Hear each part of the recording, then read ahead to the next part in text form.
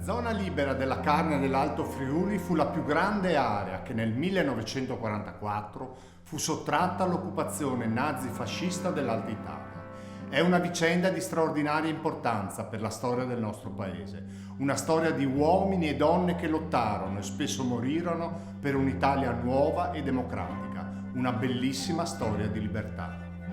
Nella primavera del 1944, dopo un durissimo inverno, le formazioni partigiane della Carnia e della Destra Tagliamento iniziarono nuove attività di contrasto del regime nazifascista. Alle primissime azioni partigiane, nell'aprile 1944, i nazifascisti risposero nei confronti dei civili con rappresaglie che nelle loro intenzioni avrebbero dovuto isolare i patrioti, creando nella popolazione ostilità nei loro confronti. In realtà ottennero il risultato opposto. I giovani corsero ad arruolarsi nelle file partigiane e le azioni partigiane si intensificarono sempre di più.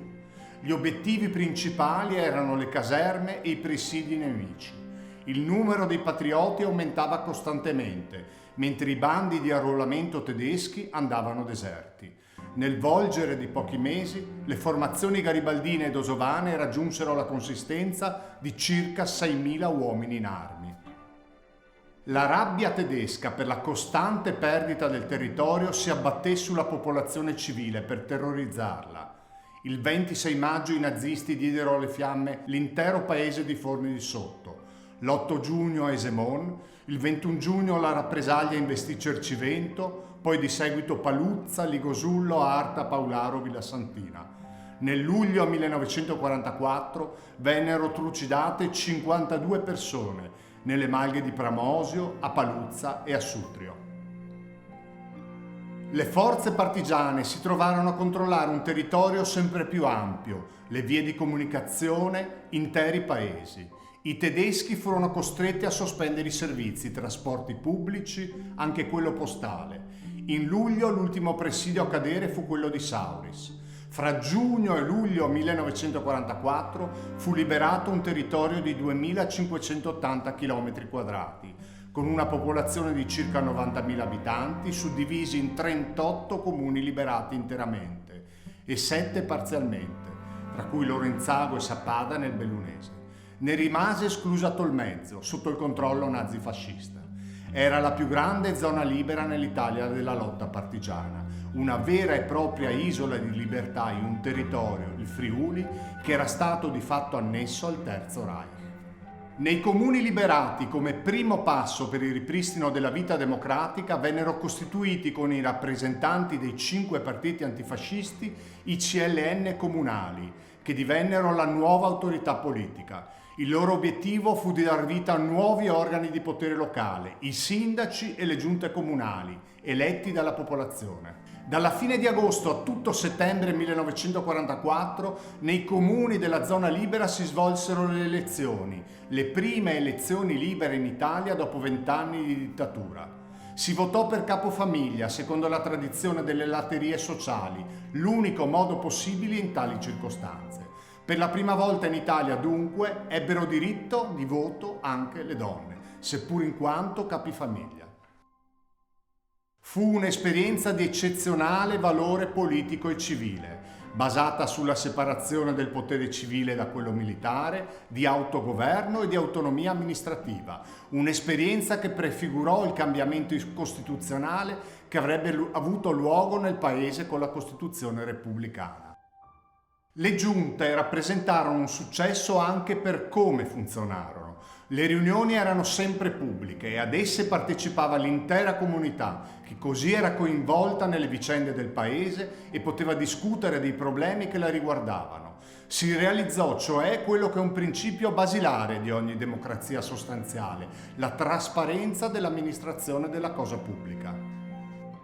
Grazie a personalità come Donaldo Moretti della Democrazia Cristiana, Gino Beltrame del Partito Comunista, Nino Del Bianco del Partito d'Azione e ai comandanti delle brigate Garibaldi e Osoppo, Mario Lizzaro e Romano Marchetti, maturò la decisione di dar vita a un governo unico di tutta la zona liberata, con sede ad Ampezzo. La giunta di governo che si venne formando fu composta dai rappresentanti dei partiti antifascisti e ne facevano parte anche i rappresentanti del Fronte della Gioventù, dei gruppi di difesa della donna, dei comitati dei contadini e degli operai e del Corpo Volontari della Libertà. La giunta di governo si occupò di cose concrete: l'alimentazione, i prezzi, i lavori pubblici, le misure sanitarie, le strade e lo stato dei boschi, ma soprattutto di due problemi principali: il rifornimento di viveri dalla pianura e l'imminente inizio dell'anno scolastico. La zona libera della carne dell'Alto Friuli sopravvisse solo per poche settimane, ma guardò il futuro e gettò le basi del nuovo Stato che doveva uscire dalla resistenza. Democratico, basato sulle autonomie locali e su un'amministrazione trasparente, pluralistico, attento alle esigenze della gente, del lavoro e del progresso sociale. L'8 ottobre 1944 ebbe inizio il grande rastrellamento, l'operazione Waldläufer, per l'eliminazione della zona libera. Contro i circa 20.000 uomini, truppe caucasiche, cosacche, fasciste e tedesche, impiegati dal nemico, le forze partigiane potevano contare su circa 5.000 combattenti, male armati, che resistettero tuttavia fino al dicembre 1944. I morti tra le forze partigiane furono circa 300. Al termine, la Carnia e l'Alto Friuli ricaddero sotto l'oppressione tedesca, aggravata questa volta dalla presenza massiccia dei cosacchi messi dai tedeschi a presidiare il territorio. Per assaporare di nuovo e definitivamente la libertà doveva passare un altro durissimo inverno, fino alla primavera della liberazione. La grandezza dell'esperienza della Repubblica della Carnia dell'Alto Friuli sta in questo, non solo nell'aver saputo resistere, ma nell'aver voluto costruire.